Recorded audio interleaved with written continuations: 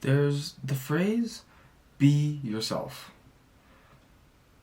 that people use as advice for dating, people use for life, essentially. Like, people tell you to be yourself in an interview. People tell you to be yourself on a date. And I take great issue with this, precisely because being yourself only works if you have attractive traits. Being yourself only works if the other person takes an interest in you. Being yourself only works if you have something valuable. The thing is, if you're underdeveloped, being yourself is completely useless because you don't have an identity yet. You aren't you yet, if that makes sense. And this also applies to if you have unattractive traits.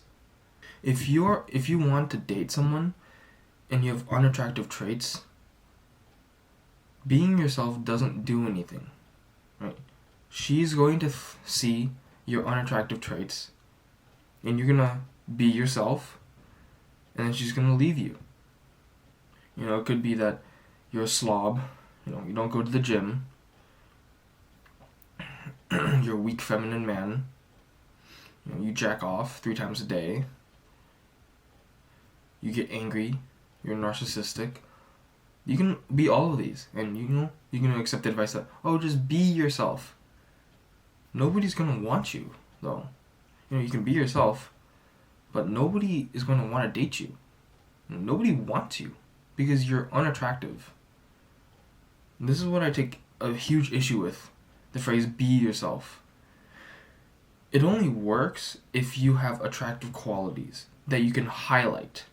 Right? So being yourself, what I take from this is highlighting your best qualities. And the thing is, if you don't have those, you can't be yourself. Right? And the phrase be yourself implies that you need to show everything about you. The best qualities that you have and also the limiting qualities that you have. And sure, it might work. Someone might accept all of you. But at least initially, most people do not care. Most people will overlook you because of your unattractive qualities. People invest in the attractive qualities, and then they weigh them against the unattractive qualities to see which side is more favorable and to what extent, right? So if I have 5 qualities that are attractive, and if I have 4 qualities that are unattractive, it depends on the magnitude of how much these 5 attractive factors are in comparison to the 4 unattractive ones. So if, to simplify it, if on a total rating scale these 5 attractive factors come out to a rating of 205, and these 4 unattractive qualities come out to 150, therefore the difference between the two is only 55. But if you have a difference of, say, 500, 1,000, that person is going to be way more attractive than someone who only has a difference of 55. And stemming from what I've said, being yourself limits you. The phrase being yourself assumes that you will have some attractive qualities that you can show. But it also limits you in that you can't develop if you be yourself. Right?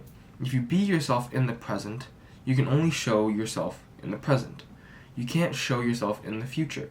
You can't show the skills that you will gain in the future. And so being yourself limits your growth. It limits who you are. It tells you you don't need to change in order to be attractive. But that's not true.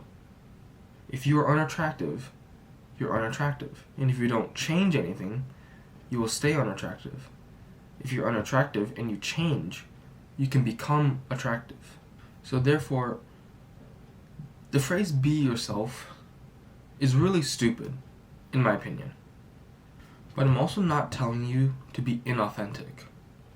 What you want to do, therefore, is to highlight the best qualities that you possibly can and minimize the limitations that you have.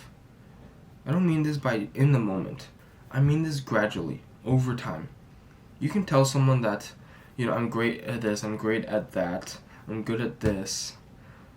But then when it gets to your limitations, you can say, I'm bad at this, but I'm working on improving it. I am changing myself. I'm improving this part of my life, this part of my identity, to become better. Right, so you want to spin it in a good way.